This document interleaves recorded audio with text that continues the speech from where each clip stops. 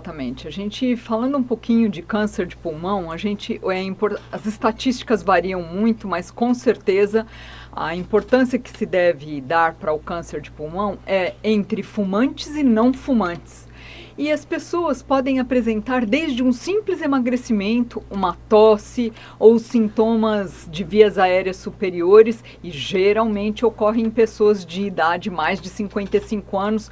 Vá a um serviço de saúde, porque a gente pode fazer um screening, ausculta pulmonar e cardíaca, raio-x de tórax, e aí exames de sangue para ver como está a imunidade dessa pessoa, e com certeza encaminhada esse paciente para um especialista, que é um pneumologista, que vai fazer um diagnóstico diante de uma biópsia. Não é um diagnóstico assim tão fácil, é um diagnóstico que principalmente aqui nos Estados Unidos, em centros de referências como hospitais no Texas e tudo mais, tem conseguido uma sobrevida grande, e depende também do tipo, esse tipo celular de grandes células, e ele não é tão maligno quanto das pequenas células, que são, como o que a gente ouve falar daquele que parece uma... flocos de aveia, que são os oat cells, eles têm uma malignidade um pouquinho maior. E a gente sempre tem que tomar cuidado em relação às pesquisas. Obviamente, é uma pesquisa francesa, que você acabou de dizer. A gente está tomando conhecimento agora, porque essas pesquisas são publicadas em várias revistas, e no caso, foi uma revista que a gente nem... a mídia está tendo acesso agora, e a menos que você esteja dentro da especialidade, você fica conhecendo disso junto com a mídia. Mas a gente, com certeza, respeita, primeiro, por ser França, e segundo, por ser uma pesquisa científica que agora está sendo publicada, né? Isso só é uma notícia boa que a gente tem para dizer. Agora, falando exatamente sobre o câncer de pulmão, né? Eu falava sobre a incidência, né, do câncer de pulmão. Nesse ranking, doutor, o câncer de pulmão está o quê? Entre o top 5 aí dos tipos de câncer mais comuns? Sim, veja, para os homens ele está em primeiro lugar. Primeiro lugar, e para as mulheres ele briga no primeiro lugar com câncer de mama. Se não está no primeiro, está no segundo, dependendo do país e da região. De próstata, então? Bem acima, o de próstata O de próstata ele varia de segundo a quarto lugar.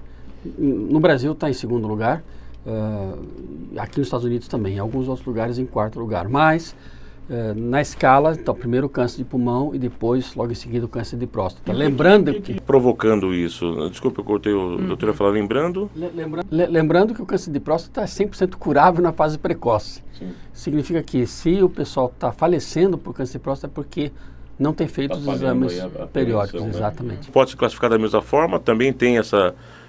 qual que é o percentual de cura sendo detectado previamente?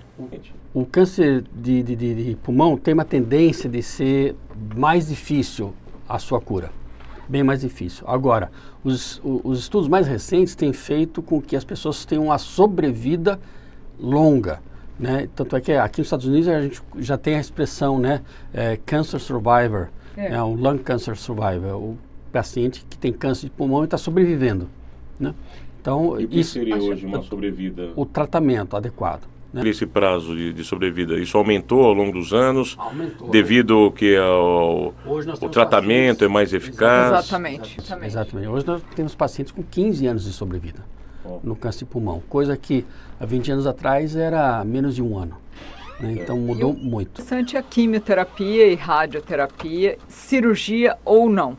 E depende do estágio que esse câncer é diagnosticado. Obviamente, como toda sequência em oncologia, que é a especialidade que trata os cânceres, quanto mais cedo, maior a probabilidade de cura. E depende do tipo histológico. Grosseiro modo, nos estágios 1 e 2, 70% de cura, mas como geralmente chega em estágios mais avançados, aí sim é aquilo que o Dr. Thomas falou em relação à sobrevida, que a pessoa ela está com o câncer, esse câncer ele não avança, ele está controlado, e com quimioterapia e radioterapia você consegue viver mais tempo. Aquela terminologia que se usam, né, que na verdade não é a cura, é a remissão, né? Tem a ver? Uma remissão. Na realidade, do ponto de vista técnico, a gente nunca usa a palavra cura na oncologia. A gente usa uma remissão total. Né? São as coisas que a gente usa. Essa vacina que veio agora, ela estimula as células T né? Então, o que se busca é uma capacidade do organismo responder melhor, com mais força, contra o câncer, propriamente dito. Então, não apenas a quimioterapia como um todo estaria atacando, mas a defesa do corpo estaria atacando, o que é muito bom. Eu me lembro de ter ouvido alguma coisa semelhante na época das vacinas da Covid. Tem a ver? Tem a ver? Tem, porque tem a ver com a imunidade. Né? Bem, HIV, várias coisas, são né? células de imunidade. Uma coisa importante é associar, nem sempre é associado, mas a maior causa de câncer de pulmão é o tabagismo, né? Então isso é importante sempre relatar. Quer dizer, porque tem um pouco disso, né? Tem a questão da necessidade, que a gente sempre bate nessa tecla, a necessidade da prevenção, né? Para se tentar, se não evitar, pelo menos descobrir o mais rápido possível e dar início a um tratamento adequado, né? E a outra questão também dos hábitos, né? Esse é um câncer que o hábito, ele dá para ter uma ideia estatística também, doutor? De quanto que um mau hábito pode ser aí suficiente para desenvolvimento do câncer de pulmão e o que talvez a genética pode ser talvez preponderante? Com certeza sim, e aí o tabagismo, como a doutora Ana falou, é um fator preponderante nesse processo, porque ele serve como gatilho. Deixa eu colocar 3 coisas aqui entre nós para ficar bem claro esse processo. Primeira coisa, quando diante de uma suspeita, nenhuma pessoa deve retardar a sua visita ao médico. Suspeitou que pode ter alguma coisa? Ah, uma gripinha. Não tem essa. Vai no médico. Vai no médico e faz os exames iniciais. Porque quanto mais precoce é feito o diagnóstico, melhor. Eu sei que a maioria das pessoas tem uma enorme dificuldade. Isso não são alguns. Todo ser humano é assim. Todos não queremos encarar de frente a possibilidade de um câncer de pulmão. Ninguém quer. A gente entende isso.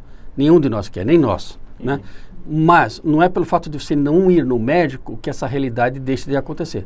Então, quanto mais rápida a pessoa for, melhor. Caso tenha, para poder fazer o início do tratamento numa fase o mais precoce possível, porque disparadamente os melhores resultados são aqueles quando o tratamento é feito nessa fase precoce. A doutora falou a necessidade de fazer já um raio-x e também até mesmo uma investigação. Exatamente. A partir de uma certa idade. Quer dizer, tem uma idade específica que isso acaba sendo algo exigido? A doutora falou acima de 55, 60 anos, seria isso? Exatamente. Mas não é só toda falta de ar. Deixa eu aproveitar até para a doutora até concluir também em cima disso. Existem alguns profissionais que estão mais suscetíveis, né? Gente que talvez, gente que de repente respira, tem a ver, por exemplo... cancerígenos, né? A exposição a cancerígenos. Trabalhadores que trabalham, talvez, sei lá, na pintura, na construção. A gente sabe que a nossa comunidade está muito, né? Nesses segmentos de trabalho. Sim. Tem alguma coisa relacionada também? Sim, a gente, primeiro, quando a gente fala a respeito da faixa etária, sintomas de vias aéreas superiores, como tosse, dor no peito, chiadeira, e quando se preocupar? Quando você começa a ter essa tosse e produtiva, ou seja, com escarro, e ver sangue. Ou tá na hora de você procurar o especialista.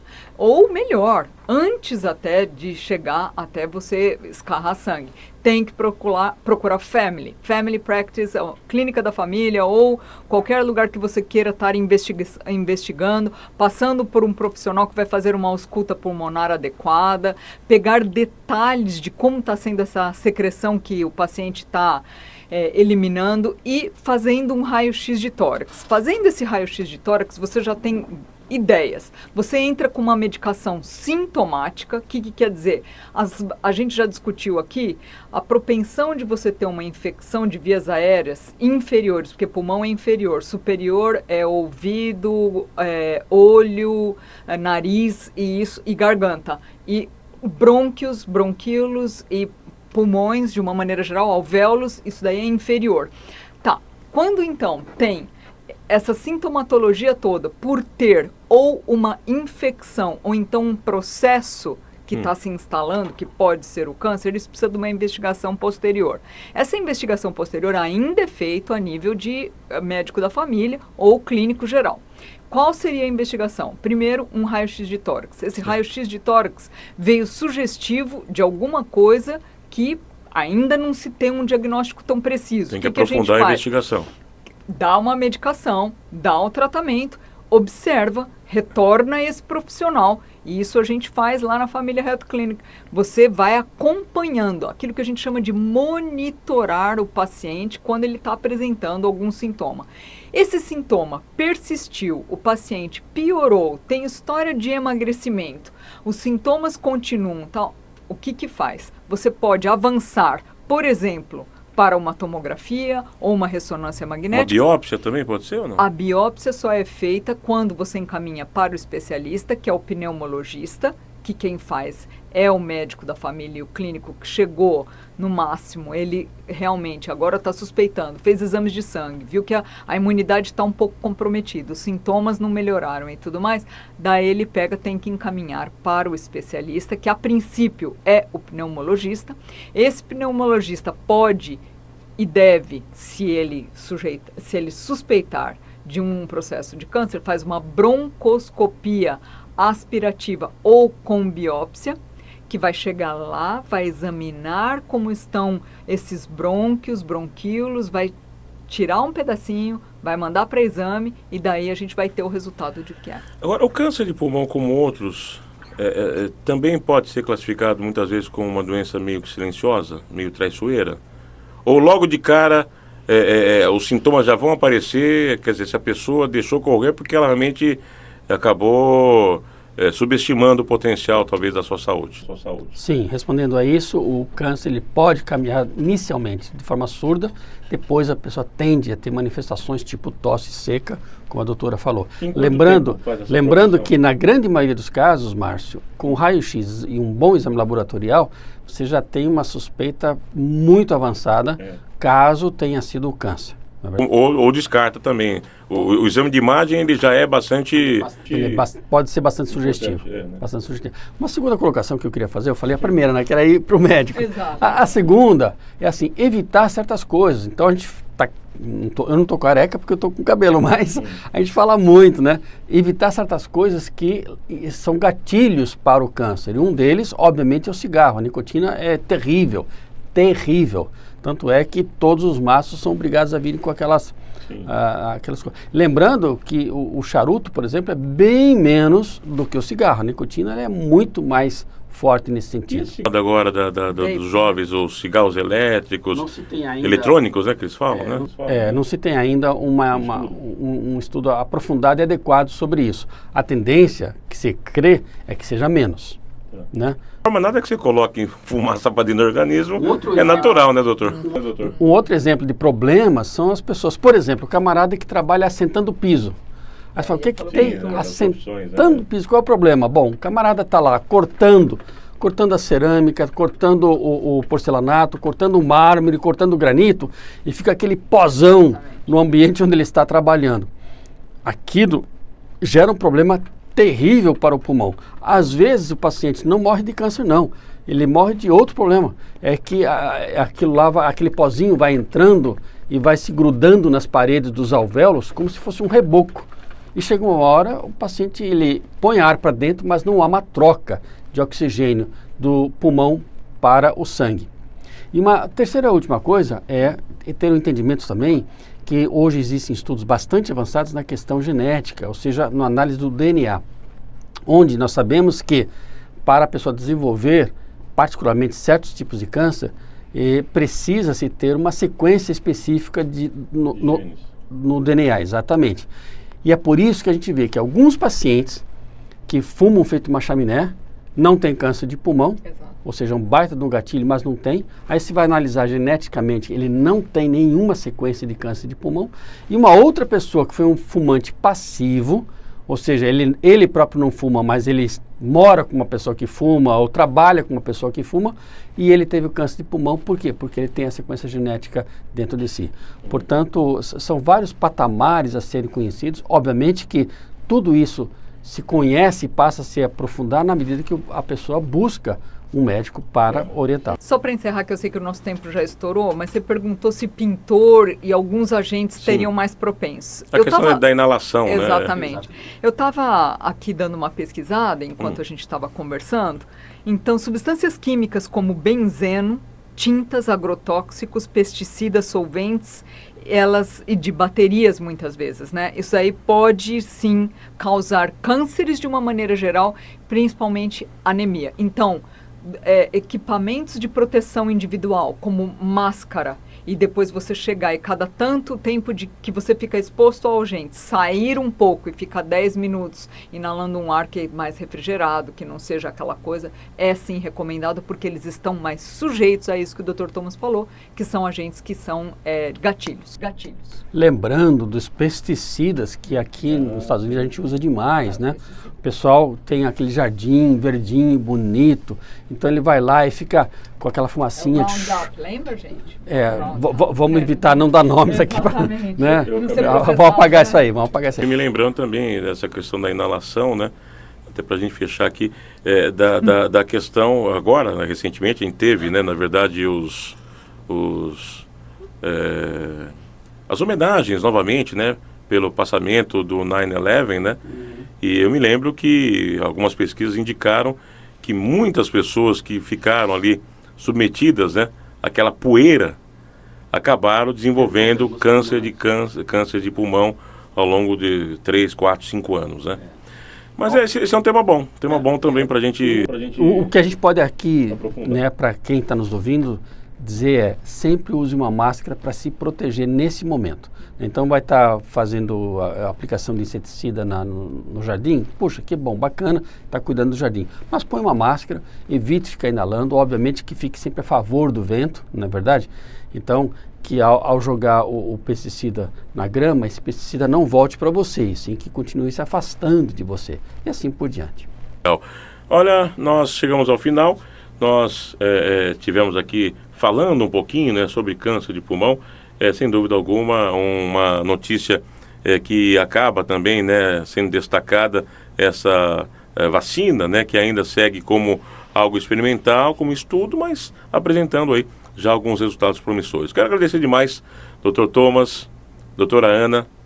Prazer. Na sexta-feira espero poder contar com vocês com um pouquinho mais de tempo. Você que quer saber mais, família.health. Família.health. Lá tem o telefone, tem o endereço, tem um pouco do trabalho também que é realizado pela família Health Clinic.